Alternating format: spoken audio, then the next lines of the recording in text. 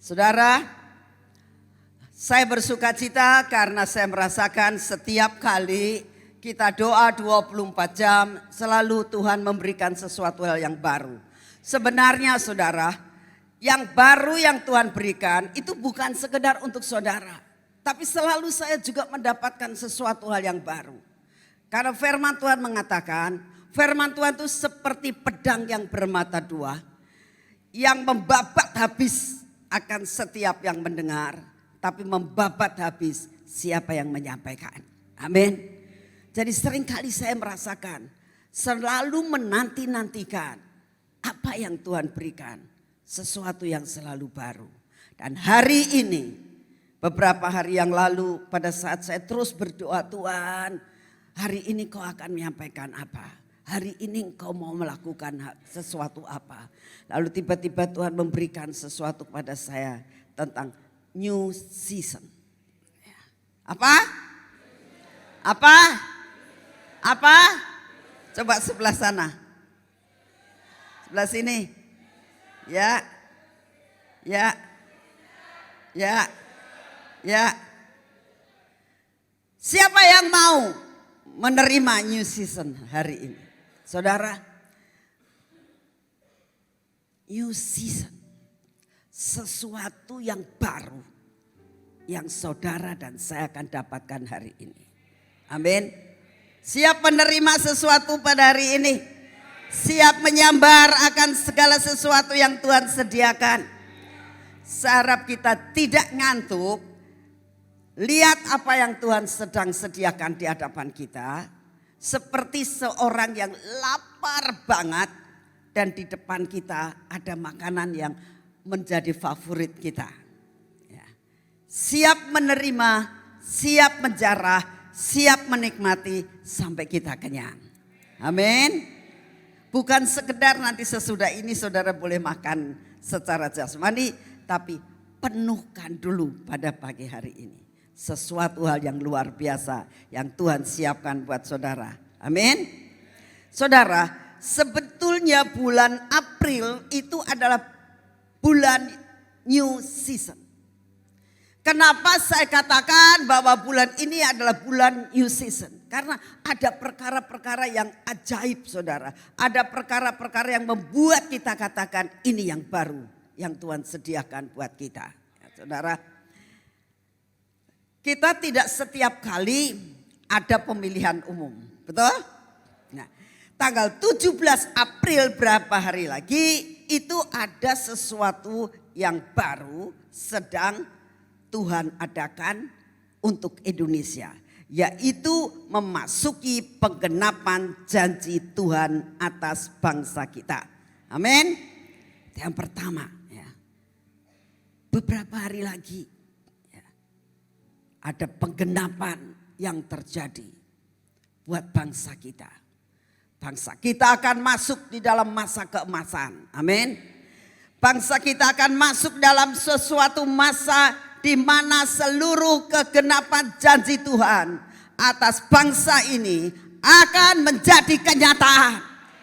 Saudara, banyak sekali hamba-hamba Tuhan, nabi-nabi yang selalu mengatakan dengan suatu nubuatan, ya, bangsa ini akan menjadi bangsa pilihan Tuhan.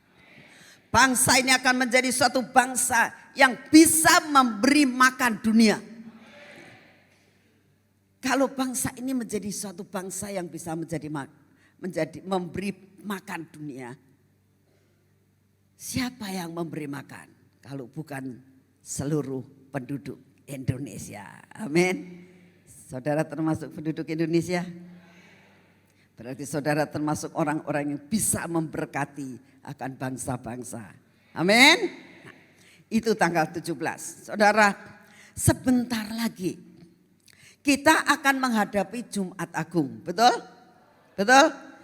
Tanggal 19 kita akan masuk dalam Jumat Agung. Nah, kita tanggal 19 April itu adalah hari yang luar biasa. Karena apa?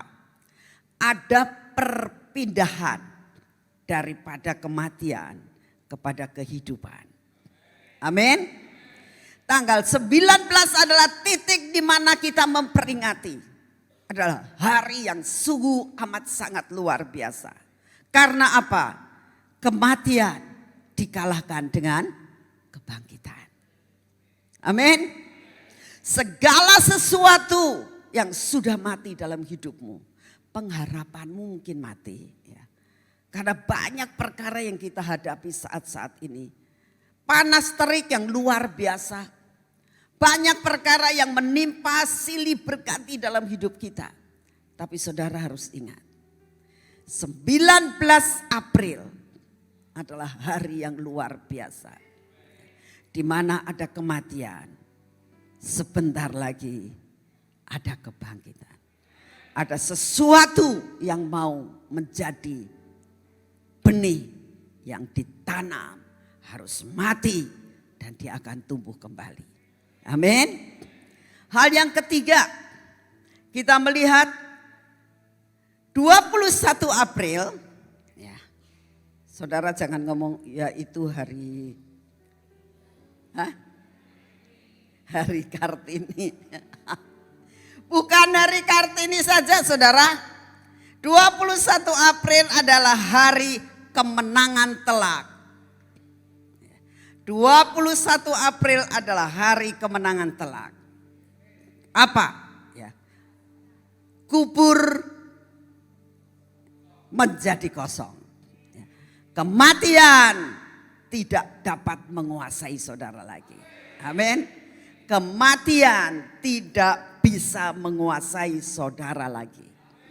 Oleh karena itu saya mau sampaikan kepada saudara. Ada 3 hal di dalam bulan April. Inilah yang dinamakan new season. Amin. Nah, sekarang kita akan bersama-sama apa sih yang dijanjikan? Apa yang dijanjikan hari ini untuk saudara dan saya? New seasonnya apa sih Bu? Pada saat saya sedang berdoa, Tuhan apa yang kau janjikan? Selain daripada 3 perkara ini. Ada perkara yang luar biasa. Pemenuhan janji atas bangsa kita. Ya. Ada sesuatu pemindahan antara dari kematian kepada kehidupan. Ada sesuatu hal yang luar biasa. Di mana kematian tidak akan dapat menguasai saudara dan saya lagi. Tapi ada kuasa kebangkitan yang membuat saudara terus naik seperti pujian tadi. Kau bawa kami apa? Ke masa? Ya, itu yang akan saudara terima. Amin. Nah, apa yang Tuhan janjikan? Tuhan janjikan diberi kesempatan 1 tahun lagi. Apa? Diberi kesempatan 1 tahun lagi. Ya, saudara kalau mikir gitu, apa umur saya tinggal 1 tahun? Jangan mikir yang jelek. Ya. Apa yang dinamakan dengan diberi kesempatan 1 tahun lagi? Ya, kita akan baca bersama-sama. Tuhan akan perpanjang 1 tahun lagi. Saudara mikir, wah umur saya mau diperpanjang 1 tahun. Bukan masalah umur saja mungkin ya. Tapi ada 1 perkara yang Tuhan mau sampaikan kepada saudara. Semua janji Tuhan. Semua apa yang menjadi mimpimu. Yang sampai saat ini kamu tuh belum bisa terima. Sedangkan Tuhan waktu itu mengatakan, nah ini tahun 3 bulan ini kamu harus bisa mencapai yang dinamakan masa keemasan. Ya. Ternyata kamu belum bisa nyampe. Coba saudara dengar setiap kita doa 24 jam. Janjinya luar biasa, betul? Yang 2 bulan yang lalu Tuhan janjikan tentang buah-buah. Masih ingat? Saudara diberikan masing-masing buahnya macam-macam, suruh berdoa, kamu dapat buah, betul? Lalu katakan ini kok belum dapat, aku nikmati ya. Mungkin saudaranya menikmati cuma satu buah saja. Bahkan masalah demi masalah terjadi dalam hidup kita. Sehingga dapat dikatakan buah itu banyak dimakanin codot. Gak bisa kita nikmati. Ya. Lalu saudara itu bulan yang lalu mendapatkan daun apa? Masih ingat? Ada buah apa? Nah, saudara merasakan kok aku belum bisa nikmati ya. Hari ini Tuhan katakan, aku perpanjang lagi 1 tahun. Waktunya diberi kesempatan lagi. Waktunya diberi kesempatan lagi. Yuk kita baca sama-sama. Ada ayatnya, ada firmannya, ada dasarnya. Jadi kalau saudara itu menerima sesuatu pernyataan firman, itu selalu didasari dengan ada hukumnya. Ada firmannya, ada janjinya. Janjinya bukan dari Ibu Nani, tapi dari firman Tuhan. Amin. Sehingga kita bisa mengerti. Oh, janji ini bukan janji seorang pendeta. Janji ini bukan daripada seorang yang hanya asal ngomong. Tapi ada dasar hukumnya.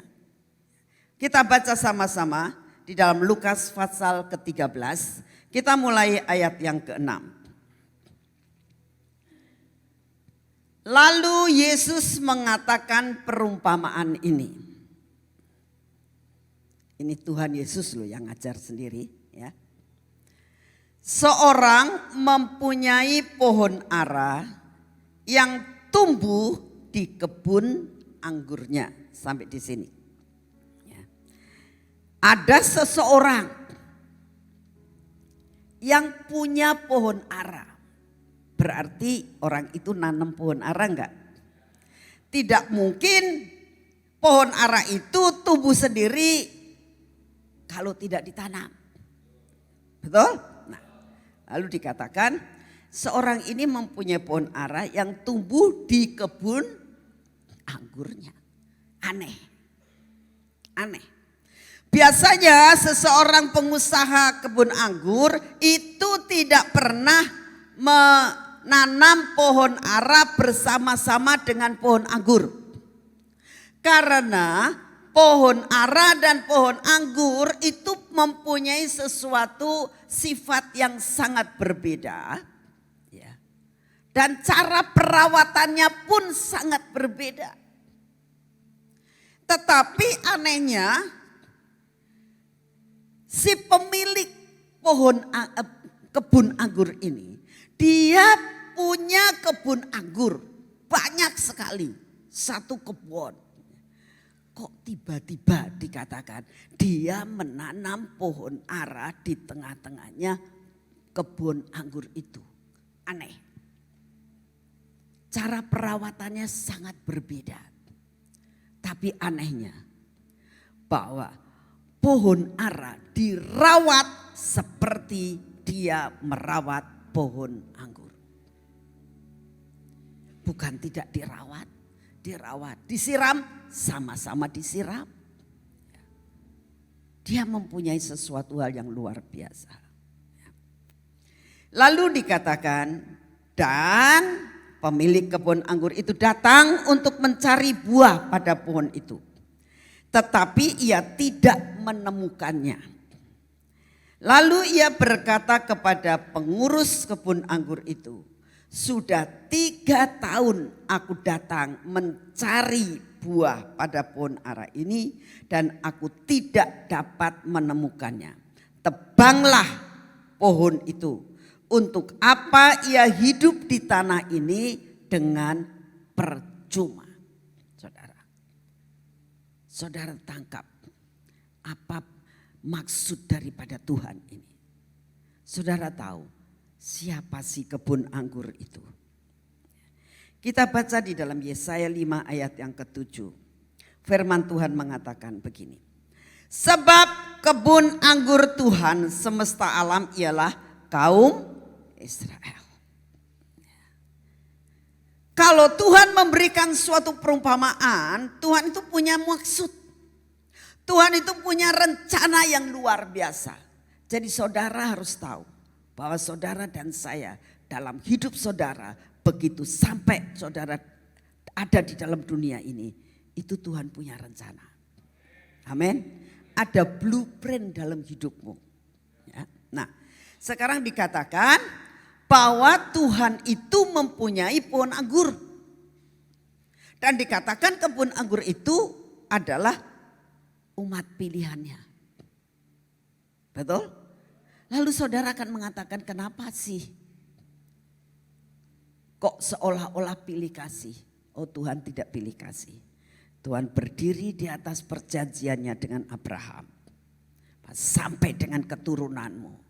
Oleh karena Abraham orang yang beriman, orang yang percaya, bersandar kepada Tuhan, orang pilihan Tuhan yang mencapai sampai garis akhir. Tuhan janji. Jadi kalau saudara bisa hidup berkenan dan menyenangkan hati Tuhan, janji terhadap Abraham terjadi buat saudara juga. Anak cucumu akan diberkati. Anak cucumu tidak akan meminta-minta. Terus memberi dan tidak pernah meminta. Saudara, itu janjinya. Itu janjinya. Nah, dikatakan bahwa janji Tuhan terhadap Abraham itu digenapkan. Sampai diumpamakan sebagai kebun anggur. Nah, lalu dikatakan lagi dalam firman ini dikatakan, dan orang Yehuda ialah tanam-tanaman kegemarannya. Jadi begini, saudara, saya kasih gambaran. Kebun anggur ini semua adalah umat Israel, tapi ada satu yang merupakan apa dikatakan di sini? Kegemarannya. Ya. Saudara, kenapa banyak orang saudara menjadi orang Kristen? Kok ada beberapa orang yang menjadi kesukaan Tuhan? Menjadi favorit. Di dalam satu kelas, pasti guru itu punya yang dinamakan murid favorit. Betul? Kenapa? Ada sesuatu yang berbeda. Betul? Pilihan. Jatuh pada pilihan. Karena apa? Ada sesuatu yang sangat berbeda. Kenapa pemilihan daripada Miss Indonesia? Semua cantik kan? Betul nggak? Tapi kenapa ada beberapa cuma yang dipilih? Yang dari ratusan menjadi puluhan. Dari puluhan menjadi cuma 3, 4. Kenapa? Ada sesuatu yang spesifik dalam kehidupan. Saya berdoa ya, biar saudara menjadi orang yang menjadi kegemaran Tuhan. Amin. Ya. Seperti dikatakan bahwa suku Yehuda adalah suku yang menjadi kegemaran Tuhan. Beberapa waktu yang lalu, kalau tidak salah Sofi pernah menyampaikan firman tentang kenapa suku Yehuda adalah suku yang disukai oleh Tuhan. Menjadi kegemaran. Jadi saya nggak akan mengulangi perkara itu. Kalau mau lihat, nyari di YouTube pasti ada. Saudara, saya berdoa. Saudara semua ini menjadi orang yang menjadi kegemaran ya Tuhan. Amin. Dikatakan ya, Tuhan gemar terhadap suku Yehuda. Pasti ada sesuatu yang spesifik. Ada sesuatu yang dikatakan aku punya sesuatu yang favorit. Sebenarnya bukan sekedar masalah orang yang menjadi favorit. Setiap saudara pasti punya warna yang favorit. Betul? Ya. Aku di antara warna ini aku yang senang yang seperti ini. Ya. Saudara pasti mempunyai yang dinamakan potongan rambut yang favorit. Saudara pasti mempunyai sesuatu yang dikatakan makanan yang favorit. Setiap orang sama. Ada orang yang mengatakan begini. Wah, aku kalau udah makan sate kambingnya Pak Thomas dibandingkan sama yang lain kurang banget gitu ya. Dagingnya empuk sekali dan sebagainya. Ya. Karena dikatakan Pak Thomas itu punya Saya bukan promosi, tapi kenyataan sekalipun saya nggak suka ya. Pak Thomas itu punya warung sate, kambingnya itu dipelihara sendiri, jadi mesti bersih. Ya. Wis bersih, empuk lagi. Ya, banyak orang ngomong itu favorit saya. Ya. Saudara, favorit dan Yehuda adalah favorit. Betapa sebetulnya kalau Tuhan mengatakan, aku sangat membuat engkau sebagai favoritku. Amin. Biasanya kalau yang namanya favorit, kegemaran dan kekaguman kita kepada sesuatu, itu kan yang nomor satu kan. Ya. Misalnya kita ke suatu tempat itu. Wah, aku mesti ke sini. Aku kalau ke Cirebon harus makan nasi jamblang. Ya, biasanya orang-orang luar kota selalu begitu. Sampai nanti tanggal 7 kita akan membuat sesuatu acara bagaimana menjamu raja. Banyak orang sudah suggest, sudah ngomong, ada jamblang enggak nanti? Ada kerupuk kaya enggak nanti? Bukan kerupuk melarat. Saya bilang itu kerupuknya orang kaya. Amin. Nah, selalu mengatakan begitu. Karena itu adalah khasnya kota Sion. Nah, sekarang sampai Tuhan akan katakan, nanti dalam kerajaanku ada kalian-kalian gak ya? Ada gak? Saudara, itu namanya kegemaran, kekaguman yang menjadi favorit. Dikatakan bahwa bagaimanapun juga yang dinamakan kebun anggur itu adalah umat pilihan Tuhan. Dan tanaman-tanamannya itu adalah tanaman yang favorit. Suku Yehuda yang ditanam bukan semua suku Israel. Yang ditanam adalah pilihan. Betul? Bayangkan ya. Jelas di dalam Yesaya ini mengatakan, kebun anggurku adalah Israel, umat pilihan. Tetapi di tengah-tengah umat pilihan itu tanamannya juga aku pilih, yaitu suku Yehuda. Bukan 12 suku semuanya aku tanam. Tapi ada pilihan favorit. Saudara tangkap ini ya. Saudara tangkap. Di antara seluruh dunia ini adalah semua umat Tuhan. Amin. Tapi di antaranya itu ada orang-orang favoritnya. Amin. Sekarang pertanyaannya, aku jadi orang favorit enggak? Apakah aku jadi orang favoritnya Tuhan enggak? Sehingga aku ditanam dan dipilih di antara semua tanaman anggur, aku masuk. Nah, jelas ya.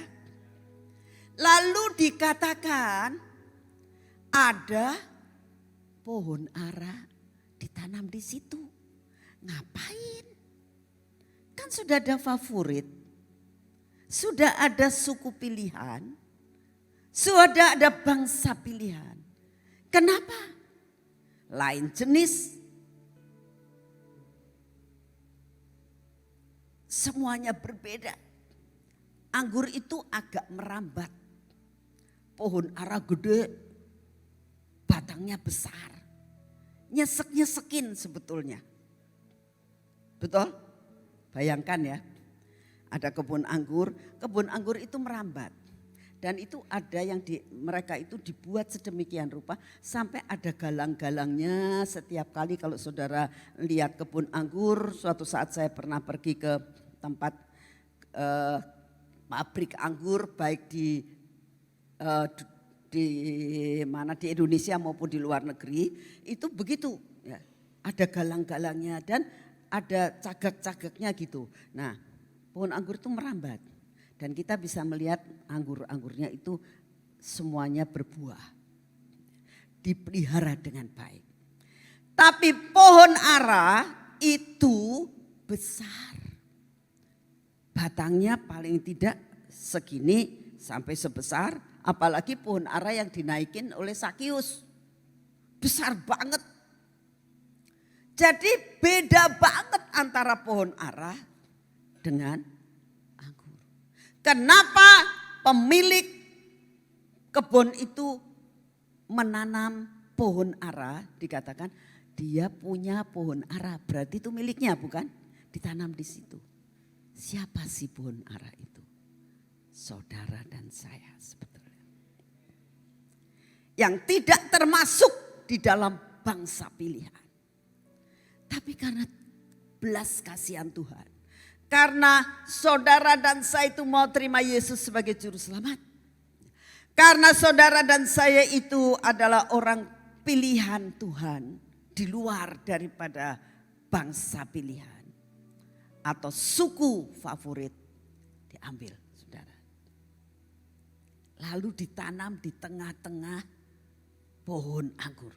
Saya itu mulai pada saat saya mulai membacakan ayat ini dan saya mulai bayangkan, aduh Tuhan.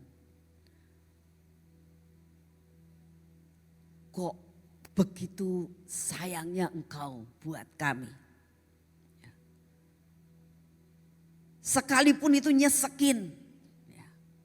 Sekalipun itu tidak masuk hitungan. Tapi buat Tuhan itu spesial. Saudara katakan sebelahnya, kita spesial loh di hadapan Tuhan. Saudara spesial di hadapan Tuhan? Karena sebetulnya gak mungkin kalau kita itu ada di kebun anggur, gak mungkin. Ya. Tapi Tuhan ambil itu dan ditaruh di tengah-tengah pohon anggur dan dirawat sama persis seperti pohon anggur. Dirawat. Dipelihara. Kalau pohon anggur itu disiram, dia juga ikut disiram. Dipelihara dengan baik. Tetapi apa hasilnya? Dikatakan, kita akan baca sekali lagi dari ayat-ayat dari Lukas tadi. Dikatakan seperti ini. Sudah datang ke kebun anggurnya dan mencari buah pada pohon itu, tetapi ia tidak menemukannya. Sudah dipelihara, diberkati, diberikan segala sesuatu, tapi tidak menghasilkan buah. Saudara jangan merasakan, oh itu orang lain kok bukan saya. Ayo selidiki sekarang akan diri kita.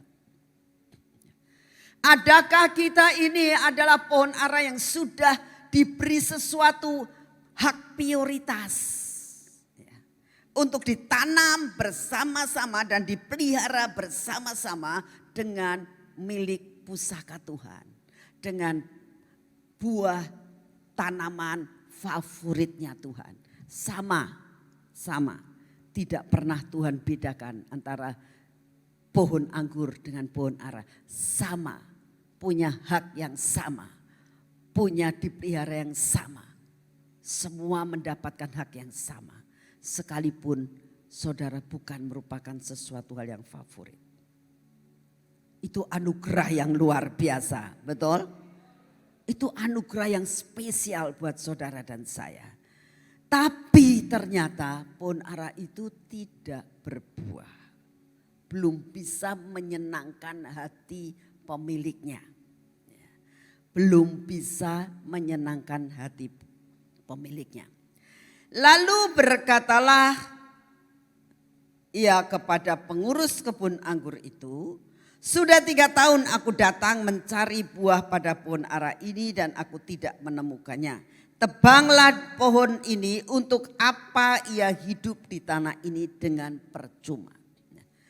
Sedih pemilik pohon ara ini. "Aku sudah mengangkat engkau. Aku tanam engkau di tengah-tengah pohon favoritku. Aku pelihara engkau, aku mengasihi engkau, tetapi kenyataannya aku tunggu, tunggu dan tunggu, tapi engkau tidak berbuah." Capek. Ya. Lalu jawab orang itu, ini penunggunya, ya, penunggunya ngomong begini, "Tuan, biarkan dia tumbuh tahun ini lagi. Aku akan mencangkul tanah sekelilingnya, memberi pupuk kepadanya. Mungkin tahun depan ia berbuah, jika tidak tebanglah dia."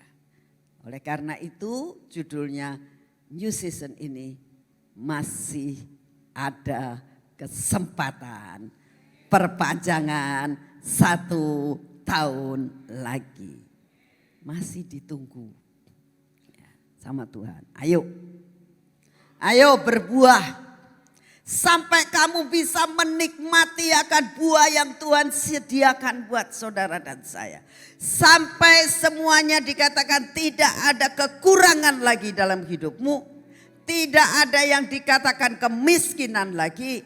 Tidak ada lagi yang dinamakan kematian lagi. Karena kuasa kebangkitan sudah mengalahkan semuanya. Amin. Amin. Ya. Dikatakan siapa sih penunggu kebun anggur itu? Roh Kudus. Penunggu kebun anggur itu adalah Roh Kudus. Pemiliknya adalah Yesus Kristus Tuhan. Rasanya sudah enggak bisa. Tak buang ke neraka saja. Aku tidak mau peduli lagi.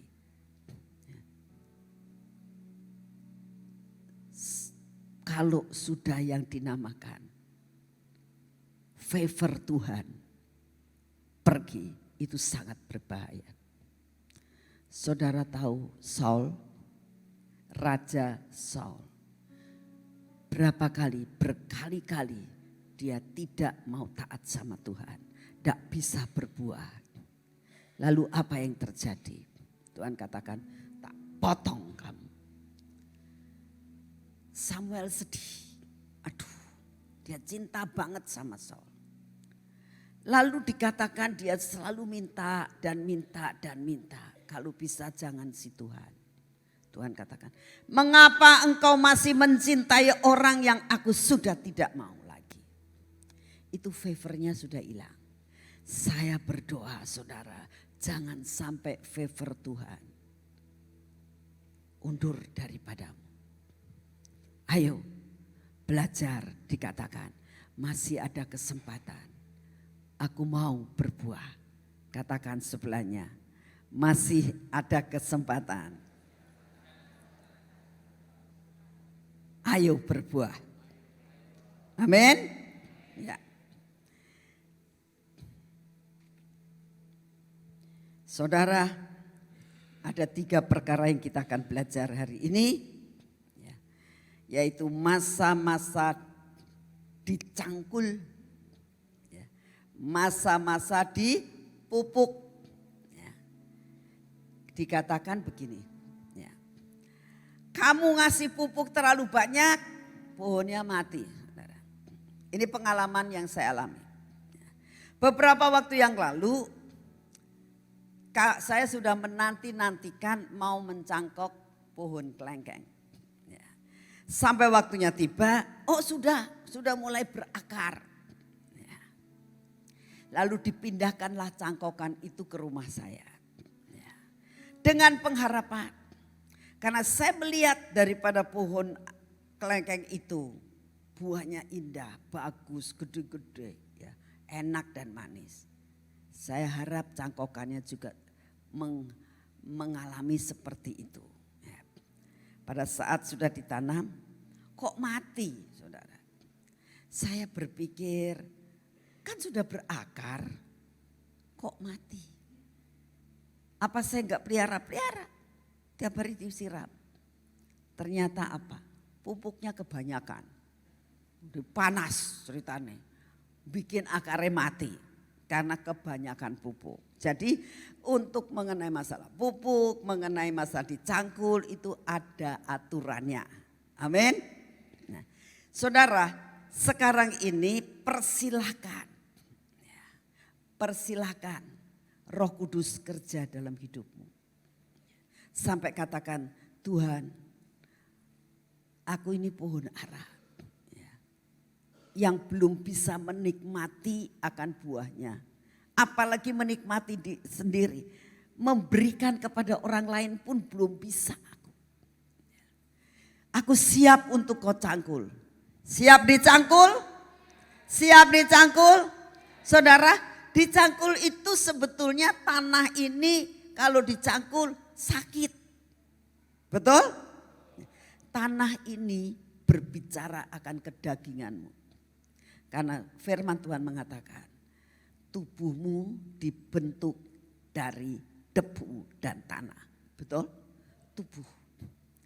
Lalu Tuhan menghembuskan nafas kehidupan. Maka manusia ini menjadi hidup. Betul? Jadi saudara harus tahu bahwa tubuhmu ini berasal dari debu dan tanah. Jadi kalau suatu saat Tuhan katakan, nak, yang aku cangkul bukan rohmu. Roh selalu hidup. Yang dicangkul adalah tanah, yaitu tubuhmu, kedaginganmu. Saudara, saat pembentukan dicangkul itu tidak enak. Betul? Banyak hal kita hadapi. Banyak hal kita hadapi. Kok enggak habis-habis ya? Tahun yang lalu saya begini, tahun ini tambah begini, tambah begini, tambah begini. Banyak hal yang kita alami. Betul? Baik masalah keluarga. Kita mulai berdoa terus mengenai masalah-masalah dalam hidup kita. Enggak habis-habisnya. Rasanya enggak selesai-selesai. Menjadi pergumulan kita. Katakan, lagi dicangkul aku. Supaya aku berbuah. Lagi dicangkul. Saya sudah berdoa bertahun-tahun. Supaya suamiku berubah. Atau istriku berubah. Atau anakku berubah. Belum nyampe-nyampe. Lagi di ekonomiku. Saat ini naik turun. Sedangkan kalau ke persekutuan dikatakan, kau bawa kami apa? Ke masa mana? Amin. Lagi dicangkul. Kalau masalah-masalah yang kita hadapi, aduh masalahku kok enggak lagi ngadepi masalah-masalah, kasih tahu. Aku lagi dicangkul. Ya. Siap dicangkul. Setelah dicangkul diapain lagi?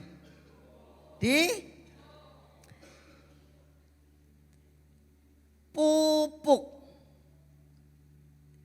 Berarti pupuk itu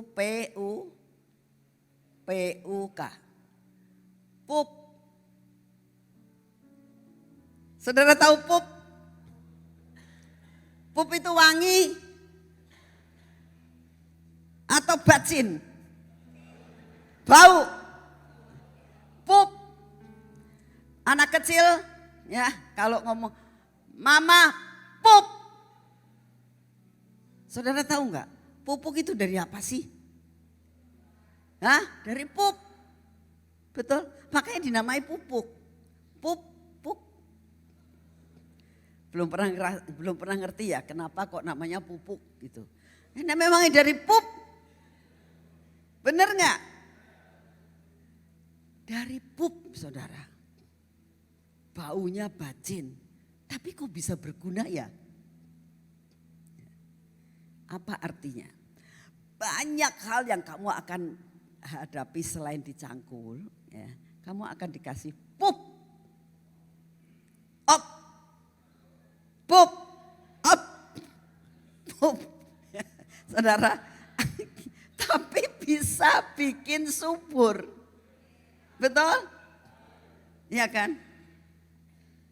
Pup itu bau. Apa yang menjadi pupukmu? Tapi ya dijual laku tuh. Betul gak? Dijual laku. Baunya gak enak. Dijual laku. Karena berguna. Saudara, ini yang Tuhan mau. Apa yang tidak enak dalam hidupmu, berbau yang tidak enak, itu akan mendidik hidupmu untuk kamu menjadi dewasa. Sampai berbuah. Terima saja. Perkara yang tidak enak. Mungkin ada penghinaan yang kamu terima. Sampai ngerasa, aduh sampai kapan ya aku ini disalahkan terus. Gak pernah aku ini dibenarkan. Sampai kapan ya aku ini selalu dihina terus. Gak apa-apa, itu pup itu. Ya. Itu pup yang berbau. Tapi kalau engkau menang. Dengan mengucapkan syukur. Dengan apapun yang diomongin orang. Suatu saat kita akan bisa naik ke tempat yang lebih tinggi. Amin. Saudara, fitnahan itu pup. Ya. Saya pernah mengalami yang dinamakan fitnahan, saudara. Ya. Sampai saya itu tidak bisa mengampuni. Saudara. Ya. Karena difitnah terlalu amat sangat sakit. Orang difitnah itu pasti sakit. Sampai saya tidak bisa mengampuni. Sampai orang itu menyakitkan hati saya. 2 kali, yang sekali saya tidak lulus karena saya dendam terus. 2 kali saya lulus, makanya tidak sampai 3 kali. Kalau kamu mulai dikasih pup terus-terusan, kamu gak lulus, terus. Minimal 2 kali saja. Sekali kamu gagal, 2 kali kamu harus lulus. Kalau kamu tidak lulus terus, tidak berbuah, jangka waktu 1 tahun ditebang. Ya. Ingat ya, kalau diberi pupuk, kamu terima, serap pupuknya, ya, engkau akan berbuah. Kalau tidak, tebang 1 tahun. Ya. Roh Kudus mengatakan, nak kamu harus lulus, kamu harus lulus, kamu harus lulus. Kalau kamu tidak bisa mempunyai pengampunan dan tidak bisa lulus, 2 kali harus lulus. Kalau tidak bisa lulus, kasih 3 kali, 4 kali. Masa favornya diambil sama Tuhan, stop, ditebang. Amin. Ya, saya harap bisa mengerti. Ya. Jikalau kamu merasakan aku tuh nolong orang balasnya seperti ini, aku nolong orang balasnya seperti ini, itu pup. Orang kalau misalnya disakiti oleh orang yang biasa-biasa, nggak apa-apa. Tapi yang paling sakit itu disakiti sama orang yang lebih mengerti daripada kita. Mungkin orang tua kita, suami kita, istri kita, orang yang kita hormati. Saya pernah disakiti hati dengan seorang pendeta yang saya hormati. Disakiti hati, saudara. Saya sakit. Karena saya mulai menghakimi. Saya bilang, kalau yang ngomong itu kepada saya adalah orang yang biasa atau orang yang punya level iman yang lebih rendah dari saya, oke lah saya ampuni. Tapi kalau yang ngomong seperti itu terhadap diri saya adalah seorang pendeta yang punya kedudukan yang lebih tinggi menurut saya ya, daripada saya. Sakit. Bertahun-tahun saya tidak mau nyapa, tidak mau, pokoknya menyimpan yang dinamakan sakit hati. Sampai suatu saat Tuhan mengatakan begini, nak,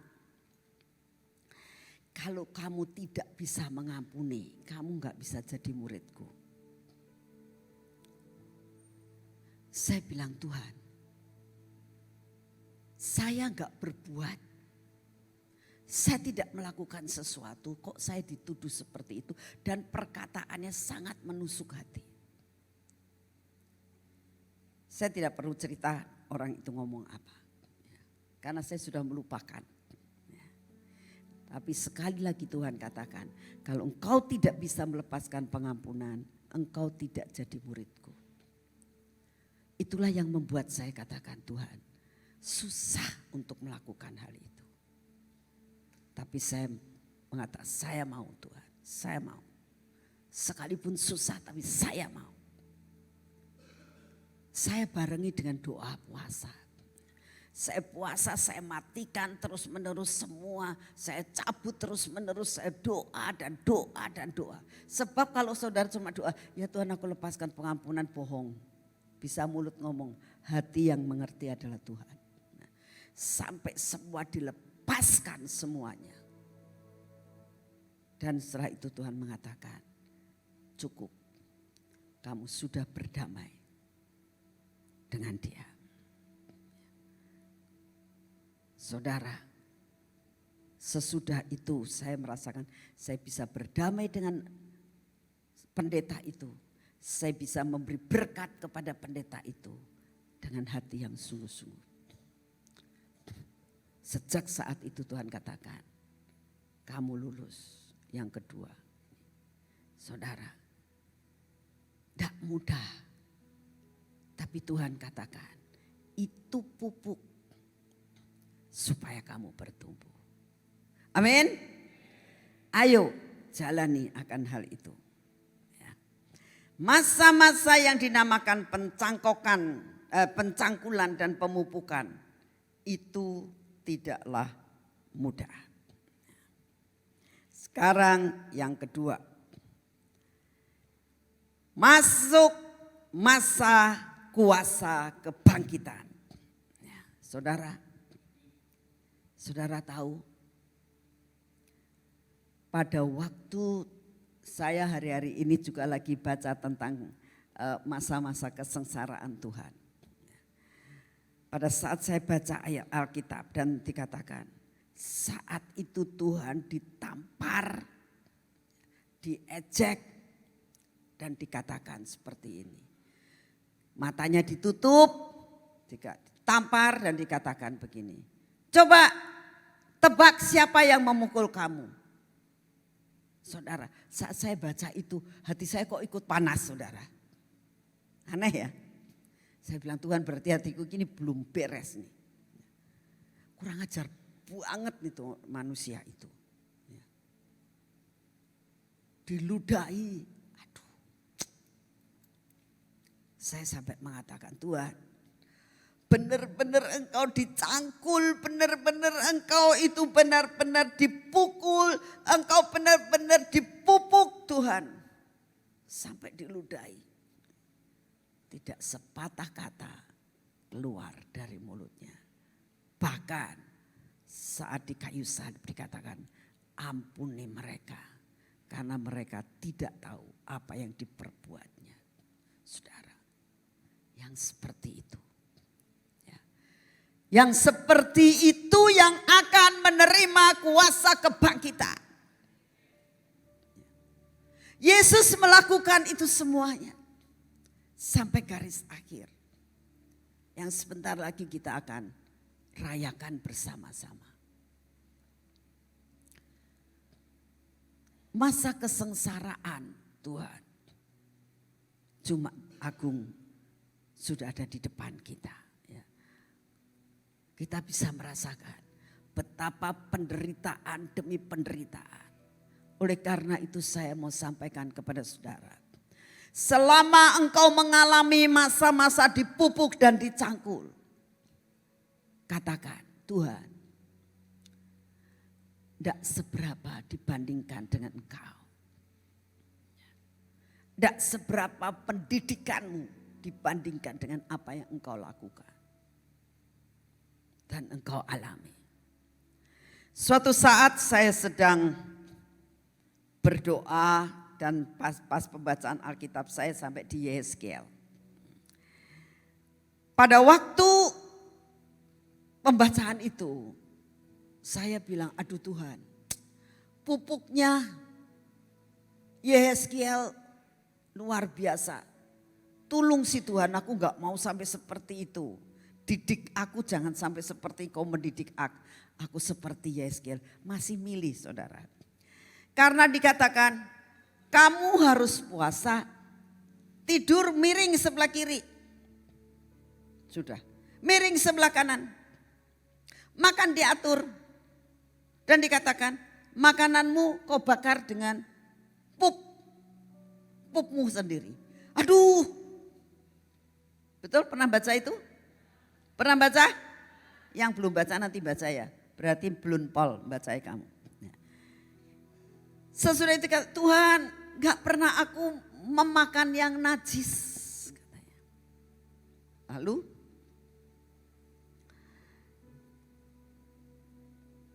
boleh enggak? Ya sudah pakai pup binatang. Sama enggak? Hah? Sama kan? Sampai seperti itu cara pupukannya. Setiap orang mempunyai sesuatu hal yang berbeda. Saat saya baca itu saya bilang, aduh Tuhan. Semua tergantung cara kebandelanmu. Kebandelanmu. Makanya kalau sama Tuhan jangan suka bandel-bandel. Ya. Tambah bandel tambah dipupuk kamunya. Tambah bandel tambah dicangkul kamunya. Wis belajar nurut saja. Ya. Sebab kalau kamu bandel-bandel gak mau nurut. Tambah lama tambah banyak hal yang kita akan dicangkul. Supaya apa? Supaya berbuah. Amin. Supaya apa? Supaya apa? Itu yang Tuhan mau. Saudara. Saat saya sampai kepada Yehezkiel itu, saya sedang duduk diam di bawah kaki Tuhan. Aduh Tuhan, pendidikanmu itu kok macam-macam ya. Lalu Tuhan tanya begini sama saya. Kamu pengen lihat enggak pengen ketemu enggak sama Yehezkiel? Kaget sayanya saudara. Saya bilang mau. Tiba-tiba apa yang terjadi? Saat begitu saya mengatakan mau. Tiba-tiba kamar saya menjadi terang. Kamar saya menjadi terang. Dan saya melihat sosok Yehezkiel. Rambutnya memang sudah putih. Tapi wajahnya itu betul-betul wajah usia 30 tahun. Gak ada keriput. Tapi saya tahu ini orang sudah terlalu sangat tua. Dengan senyumnya dia pakai jubah. Jubah orang Yahudi. Dengan senyum dia memandang saya. Saya sampai ikut senyum. Terus apa yang dikatakan? Dia ngomong. Tapi yang saya tangkap bahasanya Indonesia, saudara. Saya nggak tahu, dia pasti tidak bisa bahasa Indonesia. Tapi pada saat dia bicara, saya menangkap dengan bahasa yang saya bisa mengerti. Dia akan mungkin, nah, apa yang aku alami pada waktu itu dibandingkan dengan apa yang aku terima saat ini di dalam surga, gak ada seperseribunya. Gak ada seperseribunya. Kalau aku menerima seolah-olah engkau katakan tadi betapa jijiknya, betapa engkau tidak bisa untuk mengalami seperti yang aku alami. Aku mau kasih tahu kepadamu. apa yang aku alami pada waktu itu. Banyak pendidikan yang aku dapatkan dibandingkan dengan apa yang aku dapatkan saat ini. Dan aku nikmati di dalam kerajaan surga. Tidak ada seperseribunya. Berarti ya, penderitaan dia cuma kecil dibandingkan dengan kemuliaan yang Tuhan sediakan di dalam kerajaan surga. Beri kemuliaan buat Tuhan, saudara. Jadi kalau saat ini saudara merasakan, Tuhan aku sedang kau didik, ya tidak apa-apa. Tuhan aku sedang kau cangkul saat ini, Tuhan aku bersyukur, tidak apa-apa. Tuhan aku sedang kau pupuk saat ini, katakan Tuhan aku tetap bersyukur kepadamu. Karena apa yang aku alami supaya aku berbuah. Dan saat aku berbuah, aku bisa menikmati. Dan pada saat aku nanti pulang ke surga, aku akan menerima segala-galanya. Tidak seberapa dibandingkan dengan apa yang aku alami. Amin. Itu yang Tuhan mau dalam hidupmu. Masa di mana mengalami kuasa kebangkitan. Batu kubur itu bisa tergolek. Batu itu menggambarkan apa? Semua persoalan yang menutup kematianmu. Apa yang menjadi kematianmu saat ini? Yang menjadi kematianmu adalah kemungkinan masalahmu sampai hampir basi gak selesai-selesai. Ya. Ingat, kubur tidak tertutup terus. Batu tidak menutup kubur itu. Tapi batu itu dengan kuasa kebangkitan keluar, tergolek.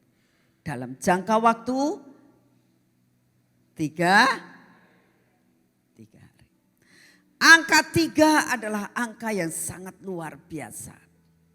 Angka 3 berbicara Tritunggal, Bapa, Anak, dan Roh Kudus. Angka 3 berbicara lagi tentang apa? Angka kebangkitan. Ya. Percaya saudara bahwa kebangkitan terjadi atas hidupmu. Amin. Kebangkitan akan dan pasti terjadi di dalam kehidupan saudara dan saya. Amin. Amin. Nah, poin selanjutnya dikatakan, kuasa kebangkitan akan menghasilkan new season. Engkau hari ini akan menerima kuasa kebangkitan itu. Akan membuat ada new season yang kamu terima.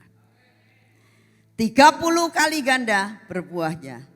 60 kali ganda buahnya. Atau 100 kali ganda buahnya. Saya yakin saudara akan mengatakan, aku mau yang 100. Pasti kan? Bayar harga. Bayar harga. Buah itu bisa berbuah banyak sekali. Kalau pupuknya pas. Kalau apalagi dicangkulnya pas. Disiramnya pas. Maka akan berbuah 100 kali ganda.